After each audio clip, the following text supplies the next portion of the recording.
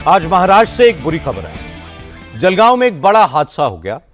एक ट्रेन में आग की अफवाह फैली और यात्री घबराकर चलती ट्रेन से कूद गए और दूसरी पटरी पर स्पीड से आ रही एक और ट्रेन की चपेट में आ गए।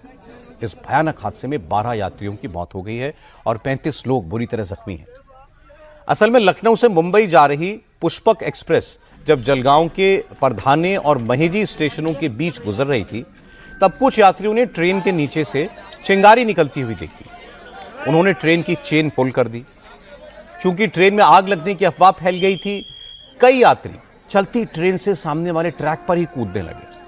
तभी दूसरे ट्रैक से कर्नाटक एक्सप्रेस आ गई। पुष्पक एक्सप्रेस से कूदे बहुत से यात्री कर्नाटक एक्सप्रेस की चपेट में आ गए और 11 यात्रियों की तो मौके पर ही मौत हो गई। 35 से ज्यादा यात्री जख्मी हो गए। हादसे की खबर मिलते ही स्थानीय लोग मौके पर पहुंचे। उन्होंने ट्रेन के नीचे फंसे घायल यात्रियों को निकाला। चूंकि हादसा आबादी से दूर इलाके में हुआ था, इसलिए प्रशासन की मदद पहुंचने में थोड़ी देर हुई, लेकिन आधे घंटे के अंदर लोकल एडमिनिस्ट्रेशन के अधिकारी और रेलवे के अधिकारी मौके पर पहुंच गए। एम्बुलेंस से घायलों को पास के अस्पतालों में पहुंचाया गया। रेलवे के divisional manager, senior section engineer ने घटना स्थल का दौरा किया। ट्रैक को चेक करने के बाद कर्नाटक एक्सप्रेस को दिल्ली के लिए रवाना किया गया। राहत और बचाव के काम का जायजा लेने के लिए महाराष्ट्र सरकार के मंत्री भी मौके पर पहुंच गए। मध्य रेल के भूसावल मंडल से एक दुखद सूचना प्राप्त हुई है। यहां पर कुछ यात्रियों ने पुष्पक एक्सप्रेस का एसीपी किया और वो वहां पर उतर गए। जब चलती ट्रेन में कोई यात्री चेन की पुलिंग करता है तो उसको हम लोग एसीपी कहते हैं।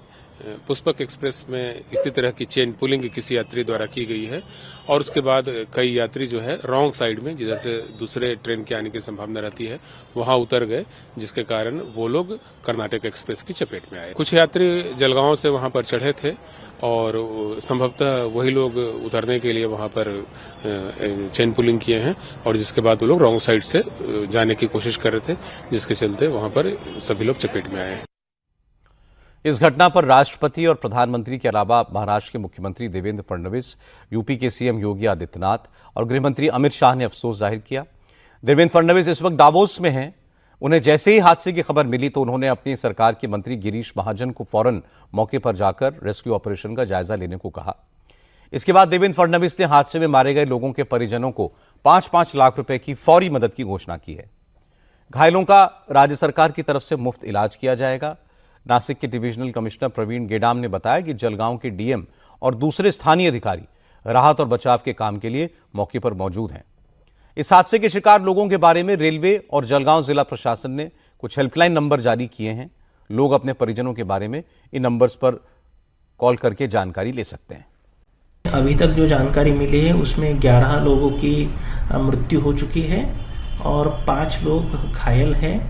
वहाँ पे जिलाधिकारी, जिला पुलिस अधीक्षक और अन्य सभी जो वरिष्ठ अधिकारी हैं वो पहुँचे हैं। महाराष्ट्र सरकार की जो 108 एम्बुलेंसेस है उसकी 8 एम्बुलेंसेस वहाँ पे पहुँचाई गई है। रेलवे की भी जो रेस्क्यू वैन्स होती है और मोबाइल एम्बुलेंस होती है वो भी, उनकी भी पूरी वरिष्ठ अधिकारियों की सेट टीम वहाँ पे पहुँची है और प्रशासन की तरफ से पूरी सहायता जो भी इंजर्ड है और डेड के जो भी रिलेटिव्स है वहाँ पे उनको की जा रही है।